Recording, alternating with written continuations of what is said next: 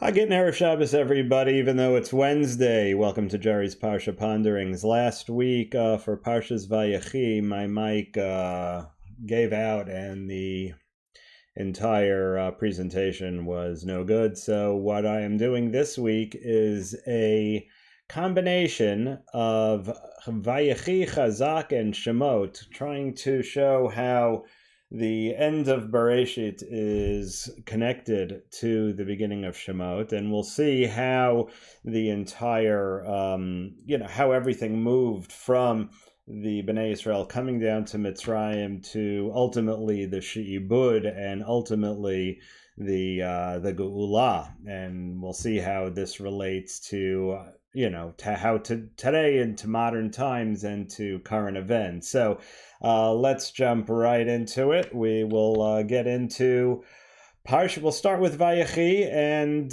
move on from there. So at the end of Parshat Sefer Bereshit, rather, Yosef goes to see his father, as we know. Hinei avicha choleh. He brings Ephraim and Manasseh, and we know the famous story of Yaakov crossing his hands over Ephraim and Manasseh. And Yosef, of course, not being happy about this, because think about it. What happened? Again, he's showing favor to Ephraim over Manasseh, crossing his hands and saying, no, this one will be greater than that one. Again, Einstein's definition. Yosef went through this, Yaakov went through this with Esav. Again, the fighting amongst the brothers, the jealousy. Again, it's all about jealousy. And Yaakov, of course, tells Yosef, don't worry about it. This is the way it has to be. And of course, we see that Ephraim and Manasseh don't have this jealous streak that was going through the brothers and through Esav, and it seems finally that the whole notion of jealousy and fraternal fighting has once and for all been put behind us.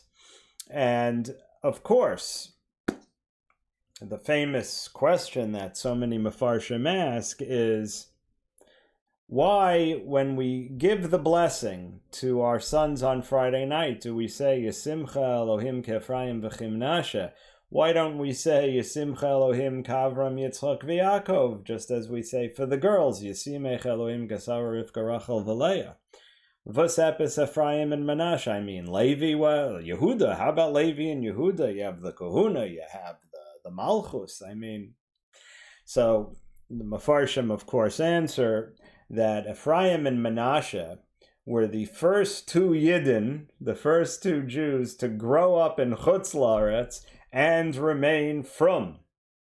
In Achinami, we know that, Abraham traveled hither, thither, and yon. He was in Egypt, and we know that Yaakov spent a lot of time in Padan Aram with Lavan, and we spoke about how important that was to his spiritual growth and his wealth. But Ephraim and Manasseh, they were born in Egypt. They grew up in Egypt. They were Egyptians, just like many of us are Americans or British or South African or Australian or French or wherever we come from. I have friends from Zimbabwe. But they were born and bred in Chutz La'aretz, yet they remained from Orthodox Jews. Therefore, we give the bracha to our children. May you be like Ephraim and Manasseh. May you remain faithful throughout all the challenges that will come to you, whether it's from business or from dealing with people in the real world. But one thing we can say about Ephraim and Manasseh, they were not sheltered. They grew up in the palace. Their old man was the VP in Egypt. I mean, they had it all. Every possible type of temptation was right in their face. I mean, Eretz Shtufe Zima. Yet they went armed into battle. They did not bring a knife to a gunfight. They were well trained and well prepared and remained two of the Shiftei Ka. Ad Kadei, the point that Ephraim and Manasseh became two of the actual tribes, because Yosef got the double portion as he was considered the Bachar. Another interesting thing, that Reuven was not the Bachar and Yosef was. Again, think about the whole Esav and Yaakov with the Bechorah, and that same theme repeating itself in the jealousy, but at the end of the day, and again, that's what got Yosef thrown in the pit and thrown into Egypt and so on and so forth. Again, the jealousy. But at the end of the day, they were able to put all of this behind them. And again, another one of the reasons we give the bracha of Ephraim and Manasseh, Yesimcha Elohim ke Ephraim v'chimnash, is because Ephraim and Manasseh were not jealous of one another. They loved each other unconditionally because they grew up together. They were the two brothers, and there was no fighting amongst them. And that's another bracha that we're giving our children, not only to be well armed in the world and well prepared, but to always have that notion of brotherly love.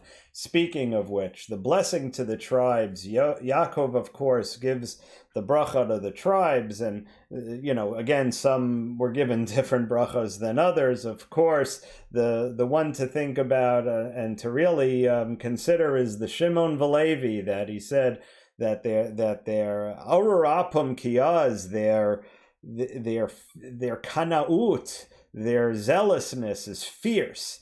Achalkem b'Yaakov afitzem b'Yisrael. Shimon always remained his chelek, his portion was part of Yehuda, so that Yehuda, the king, could keep an eye on him, that he doesn't get too zealous. And Levi didn't get a chelek at all. He became the Kohanim, he became the priests and the Levites, and he became Hashem. Even though Yaakov kind of spoke somewhat askance at the zealousness of Shimon and Levi, Hashem nonetheless wanted that to be part of his service in the Beit HaMikdash, which is why Levi, of course, was given the kahuna, because of their zealousness for Hashem. So Hashem said, listen, I'm not going to send you out into the world where you could cause real damage. You stay in the Beit HaMikdash and, work on the karbanot and the tefillah, sing, you'll be fine.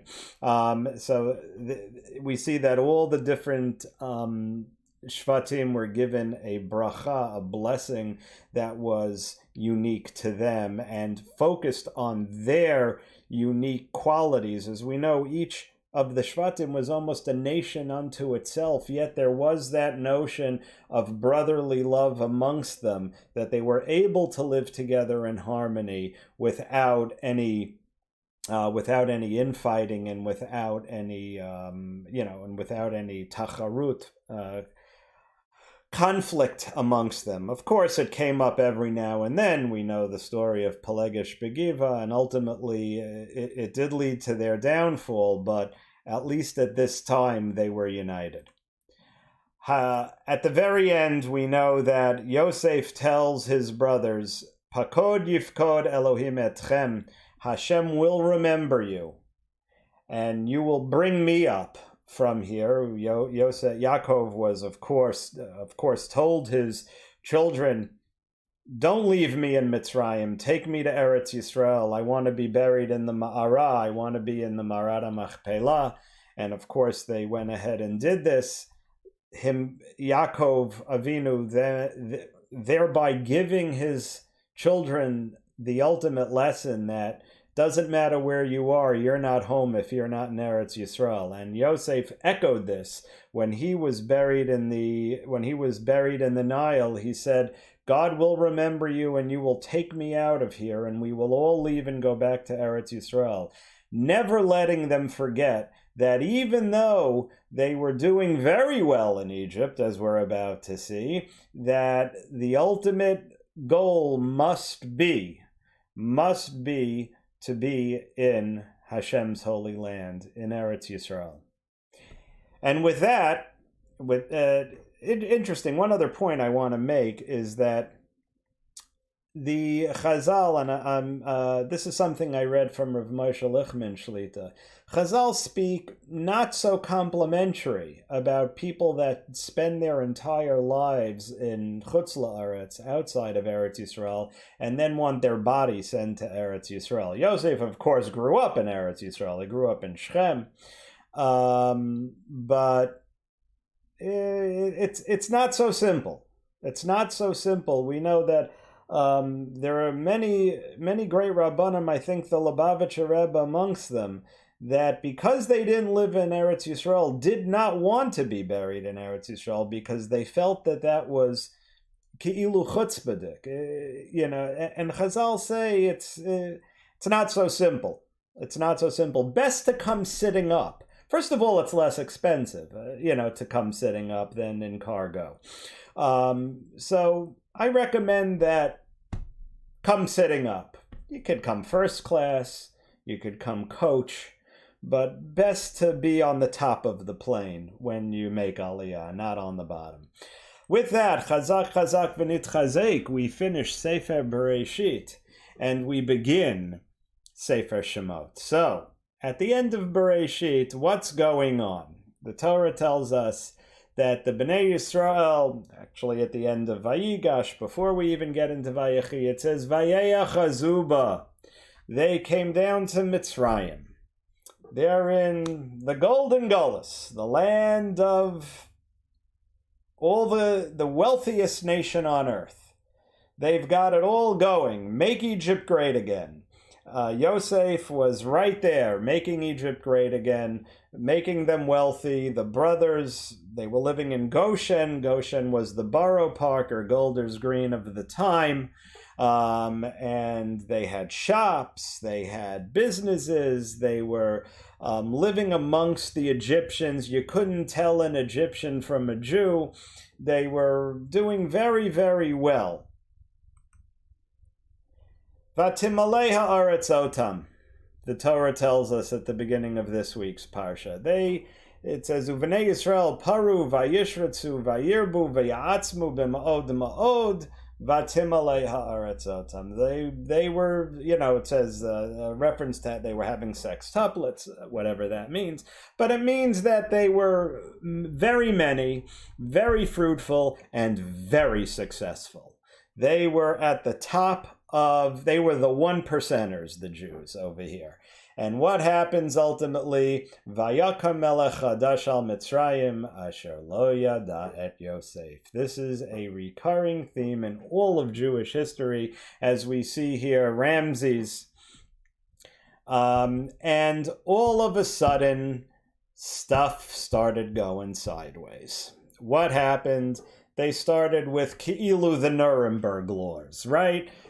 Jews have to serve in building or whatever. They got them to volunteer to show how Egyptian they were. Keep in mind, in every society that the Jewish people ever settled in, whether it was Egypt or Persia or Babylon or Greece or Rome or Europe, the United States, Germany, anywhere, they were always the most loyal citizens. When Paro said, come on down and help build the storehouses, they ran to show how loyal they were to Egypt, and that's where they got into trouble. And the same thing happened I was just studying with my daughter Eliana about the emancipation. Right before World War I, and how in Europe and France and in Germany, once Jews were made equal citizens, they stopped dressing differently, and they started intermarrying, and they started assimilating, and of course, it didn't take very long. Vayakam melech chadash, whether it was a Mussolini or a Hitler or a Khomeini or name the despot, there was another king that did not remember Yosef, that didn't give a rat's kihuzeh, that the Jews were the most loyal citizens, and they accused them of exactly what Paro accused the Jews of, dual loyalty. Vayechi tikrena milchama v'nosaf gam hu al oivenu. That if we will go to war, they will line up with our enemies. What? The Jews? The Jews were more Egyptians than the Egyptians. The Jews were more German than the Germans. They were in the doctors and the professors, and they served in World War I on the side of the Germans. Everywhere. It's the most perverse anti-Semitic trope to say that the Jews are disloyal.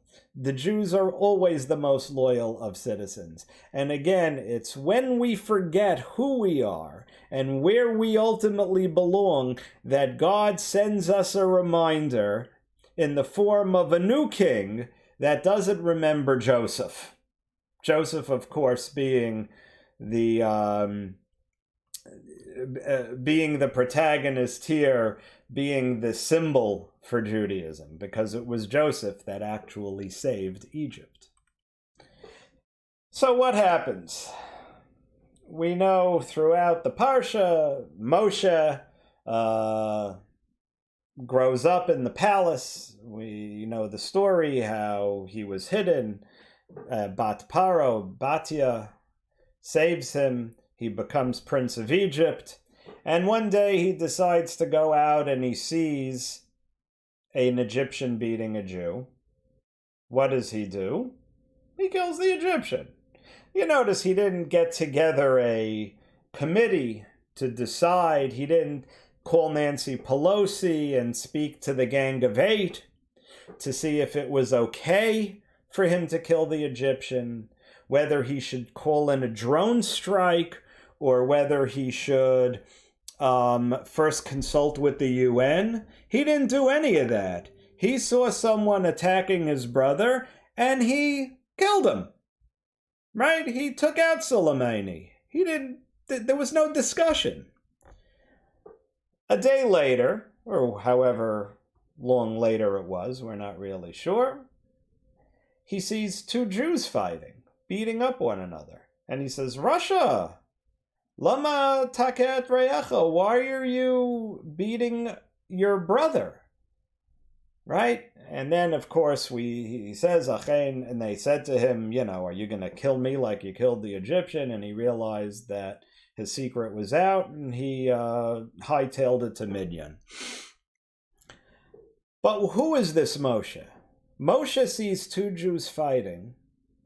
He sees two brothers fighting, and he says, excuse me, that's not how we behave. That's not how we behave. Now, when it says, Lama takereyecha, why are you hitting your friend? All right, in this case, he was actually hitting him, but that's not what it necessarily, it's not limited to that. It's being impolite. It's being machalel shem shamayim, leading the actual impeachment of a president that has done nothing but been kind and supportive of the Jewish people of Israel. You'll notice, thank you to my friends Yitzendina, I now have my Keep America Great kippah here. When our own people are doing this, all right, you want to say Trump is Reyecha? He's not Reyecha. His children certainly are. But this is Lama Taker Reyecha. When you act like an animal in public to one another and you give the Jewish people a bad name, that's Russia, Lama Taker Reyecha. Moshe Rabbeinu, Moshe is teaching us right here how we have to behave and how we should never behave.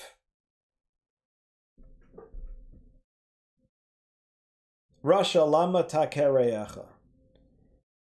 Moshe had learned the lesson of Yaakov and Esav, of Yosef and his brothers, of Ephraim and Manasseh.